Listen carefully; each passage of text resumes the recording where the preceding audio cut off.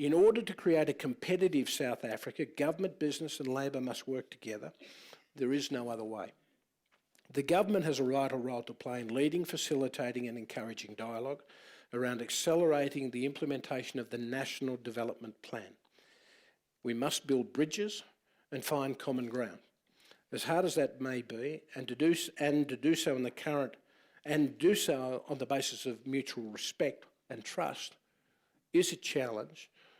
But personally, I've been involved in a number of forums where I've seen that achieved, and it's built significant progress on a whole range of fronts, not the least safety for our industry. South African mining industry has been the most significantly improving industry across the world, bar none, in safety in the last 10 years. The achievements have been remarkable. Every CEO and business leader has come together and worked with the government and with Labor to create a different outcome. And I think we should be proud of what's being achieved, but at the same time, not satisfied with where we are. We believe it's time for a national conversation to map out a way forward for South Africa, where we give people a greater opportunity for a better life by becoming a more mature, modern, competitive, just and prosperous democracy.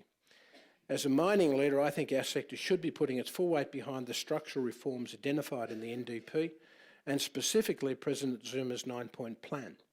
I believe the latter shows considerable foresight in looking at the long-term needs of the country, particularly in regard to energy, broadband and enhancing the value chain in mining and agriculture. Government must play its part in creating an attractive climate for investment. Mining, however, can only again become a core driver of South Africa's economy, helping to deliver on the great expectations placed on it in the NDP to the extent that the conditions are put in place to support an attractive climate for investors.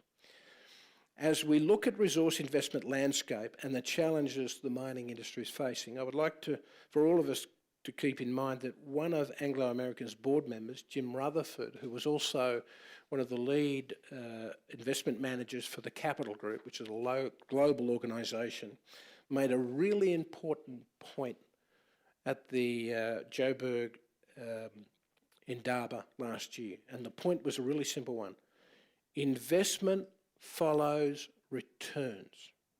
It's not the other way around. Investment follows returns. If anybody thinks that investment or returns is a dirty word, then please don't expect investment to come to South Africa. Investment follows returns. And that's what we're being judged on now. And in our mining industry, we're not delivering returns. And until that changes, we can't hope for people to invest in South Africa. We have to help ourselves turn that position around. Where investors don't see a worthwhile return, they won't invest. In such an investment climate, not only will it be difficult to attract the long-term FDI flows needed for new mines, but also the necessary financing stay in business. We spend a lot of capital on stay in business capital. Today, as Anglo American, 60 to 70% of the capital we spend is sustaining the current production levels from our mines. We could tomorrow make a decision to cut capital. If we cut our stay in business capital and starve our businesses, we won't close tomorrow. We probably won't close in 5 years' time. But in 10 years' time, when we're closing the mines, the conversation becomes an ugly one. The problem is you can't reverse it. Now, we're committed and we're putting the capital in place to sustain our mines. But if it gets to a point where we don't see a future, the first thing that we hit as an industry is that stay in business capital. And the problem is you don't see it until we're closing mines. Now, resources do deplete because we are mining a depleting resource. That's the challenge of mining. But when we start pulling stay in business capital back, that's the disaster. That's the crisis coming. And in some cases in our industry today, people are cutting stay in business capital. That's what's happening. That's what's happening. We are losing our future. And unless we turn those conversations around and do everything we can to encourage people to invest in that stay in business capital, we won't have a future. And you won't even know it happened until it's too late. That's the challenge we all have to make sure that we rise to. Where investors don't see those returns, they don't invest. And for us, in the long term, that means lower national tax receipts, fewer jobs, and less sustainable communities. To think otherwise is to show a profound misunderstanding of how modern global capital markets operate. Now, we can have the ideological debates, and at the end, the capital markets are not efficient on a year-by-year basis, but in the long term, they are.